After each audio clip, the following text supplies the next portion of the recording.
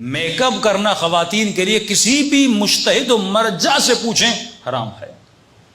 نامحرم کے سامنے ہلکے سے ہلکا میک اپ کر کے بھی جائے تو یہ حرام ہے. مجلس حسین میں میک اپ کر کے آئے, پورے روڈ پہ جب آ رہی اللہ کی لعنت اٹھاتے ہوئے مجلس تک بندہ آتا ہے. کوئی ایک مجتہد دکھا دے جس نے اجازت دی ہو. تمام مراجع فرماتے ہیں میک اپ کرنا نامحرم. کیوں میک اپ انسان کرتا ہے؟ تاکہ میں زیادہ خوبصورت دکھوں. کیوں دکھوں؟ کسے دکھاؤں؟ سامنے نامحرم لوگ ہیں تو میک اپ کرنے کی اجازت صرف اپنے شوہر کے سامنے ہے, کسی غیر کے سامنے نہیں ہے. یہ کام ہماری بچیوں کو پتہ نہیں ہے. اور افسوس ایک بچی نے کہا مولانا آپ ہمیں کہہ رہے ہیں, یہ جو آج کل ممبر پہ خطیبائیں آ رہی ہیں, جن کے یوٹیوب پہ مجلسیں آ رہی ہیں, تو یہی تو سر پیٹنا ہے نا کہ دین پڑھ کے لیکن ممبر پہ بندہ بے دینی پھیلائے.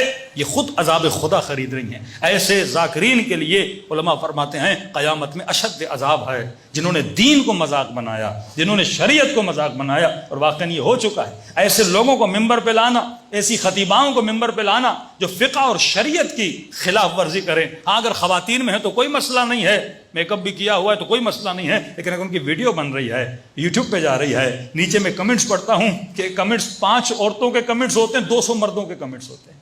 کیا یہ آنکھوں کی اندھی ہیں؟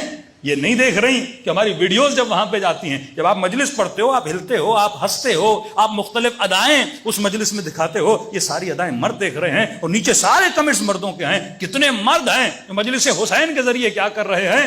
گناہ کر رہے ہیں. کسی مرد کو اجازت نہیں ہے کسی خاتون کی آواز کو بھی سنے.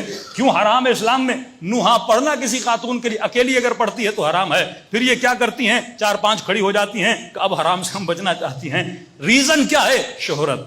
ریزن کیا ہے؟ لوگوں کے زیادہ سے زیادہ لائک ملیں. ریزن کیا ہے؟ ہمیں زیادہ سبسکرپشن ملے. ریزن کیا ہے؟ ہم مشہور ہو جائیں. یعنی شہرت کے لیے دین کو تباہ کیا جا رہا ہے, شہرت کے لیے اپنے امام زمانہ کو ناراض کیا جا رہا ہے. یہ سمپل سی چیزیں ہیں. اب پورے عراق گھومیں, ایران گھومیں, پورے عراق میں مجھے ایک یوٹیوب پہ دیکھیں کوئی عراقی خطیبہ ہو جس کی ویڈیو ہو, کوئی ایرانی خطیبہ ہو جس کی ویڈیو ہو, کوئی لبنانی خطیبہ ہو جس کی ویڈیو ہو, کیونکہ وہاں انہوں نے دین کو سمجھا ہے اور صحیح طریقے سے دین پہنچا بھی رہے ہیں. لیکن یہاں ممبر پر بیٹھ کر دین اسلام کی کیا کی جا رہی ہے؟ مخالفت کی جا رہی ہے.